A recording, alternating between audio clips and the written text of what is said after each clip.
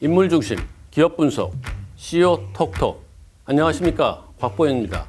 오늘은 정용진 신세계그룹 부회장에 대해서 알아보도록 하겠습니다.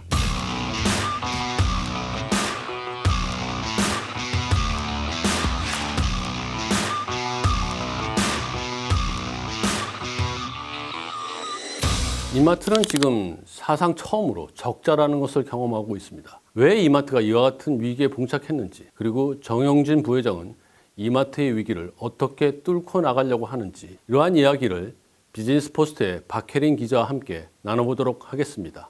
안녕하세요. 비즈니스포스트의 박혜린 기자입니다. 이마트가 올해 2분기에 사상 처음으로 영업 적자를 냈습니다. 그 대형 마트 업계를 덮친 온라인 시장의 습격, 이마트도 여기서 피해 나가지 못했다, 이런 분석이 나오고 있는데 정확하게 이마트의 적자 원인이 무엇이라고 생각하시나요? 이마트의 적자는 유통시장 환경 자체의 변화에 따른 부분이 큽니다. 국내 소비 트렌드 자체가 온라인 채널로 중심축을 빠르게 옮겨가고 있는 상황이기 때문에 오프라인 대형마트의 경쟁력은 떨어질 수밖에 없습니다. 그렇다고 하면은 정 부회장은 이와 같은 트렌드, 이와 같은 흐름을 잘 읽어내지 못했다, 이렇게 볼 수 있는 건가요? 그렇지는 않습니다. 정 부회장은 이미 10년 전부터 온라인 시장의 중요성을 강조했습니다. 정 부회장이 신세계그룹 대표이사로 본격적으로 경영 일선에 나선 2010년부터 온라인 사업을 이마트의 새로운 성장 동력으로 삼겠다고 강조해왔고요. 또 온라인 시장에서도 반드시 업계 1위에 오르겠다며 온라인 사업에 강한 의지를 보여왔습니다. 실제로도 이마트 임직원들에게 해외 이커머스 기업인 이베이나 또는 간편결제 서비스 페이팔 등을 적극적으로 사용해 보라고 주문했던 것으로 알려졌고요. 하지만 정 부회장은 온라인 사업을 오프라인의 보충적 사업으로 여겼던 것으로 보여집니다. 이 부분이 정 부회장의 가장 큰 실책이 아닐까 생각됩니다. 정 부회장의 말로는 온라인이 굉장히 중요하다, 꼭 해야 된다, 이렇게 얘기는 했지만 쿠팡과 같은 그 소셜 커머스 그런 기업들이 뭐 로켓 배송을 하면서 혁신적인 서비스를 내놓고 정말 절실하게 그렇게 사업을 이끌어 나간 반면 이마트가 너무 잘 나가다 보니까 온라인 사업에 절실함이 부족했다, 이렇게 보고 있군요. 게다가 정 부회장이 야심차게 추진하고 있는 복합 쇼핑몰 스타필드, 체험형 전자제품 매장 일렉트로마트, 만물잡화점 삐에로 쇼핑, 노브랜드 등이 아직까지는 투자가 더 필요한 단계로 기대만큼의 성과를 내지 못하고 있는 실정입니다.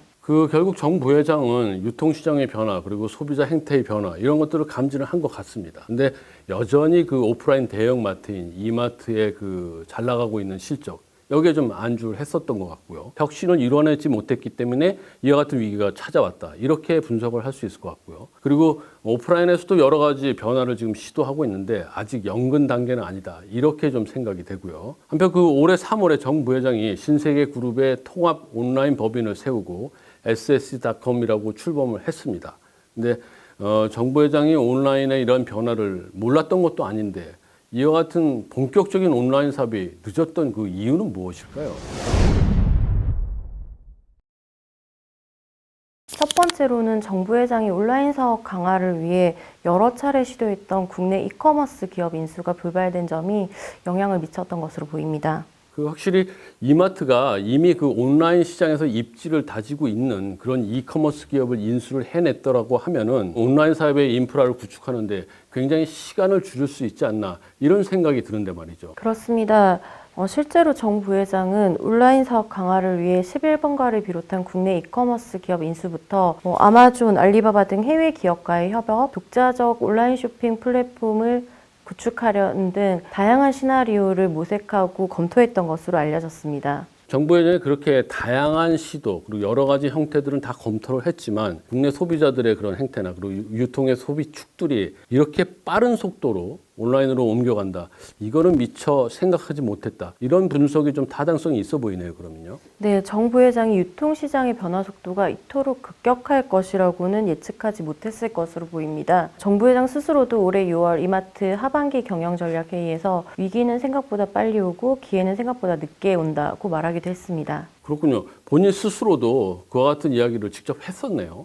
국내 이커머스 시장의 성장 속도는 정말 유통업계에서 예상했던 것보다 굉장히 빠른 것 같습니다. 쿠팡이나 마켓컬리어 같은 이렇게 이커머스 전문 기업들은 혁신적인 서비스를 들고 나와서 기존의 온라인 쇼핑 유통, 여기에는 입지를 굳히고 대형마트가 가지고 있던 신선식품 유통까지 파고드는 이런 일들이 벌어지고 있는 것 같습니다. 그렇습니다. 이마트는 확실한 우위를 지켜왔던 신선식품 소매 유통 부분까지 온라인 유통 채널들과 본격적 경쟁에 직면하게 된 것입니다. 온라인 유통 채널이 신선식품 부분까지 파고들고 있는 상황에서 이마트는 온라인 사업의 본격화가 늦어지면서 여전히 오프라인 매출 비중이 80%에 이릅니다. 네, 그랬군요.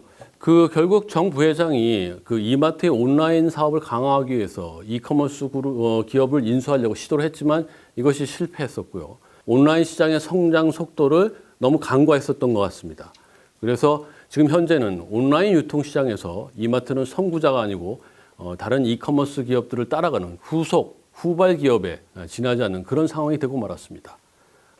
네, 오늘 CEO 톡톡 이야기는 이 정도로 하고요. 다음 시간에 이마트의 위기가 왜 정용진의 위기다 이런 이야기까지 나오는지 그 무게감이 얼마나 중요한지 한번 살펴보고요. 그리고 정용진 부회장이 신세계그룹의 현금 창출원이라고 할 수 있는 이마트의 실적을 끌어올리기 위해서 어떤 노력을 하고 있는지 구체적으로 알아보는 그런 시간을 갖도록 하겠습니다. 여러분 구독하기 좋아요 꼭 부탁드리겠습니다. 감사합니다.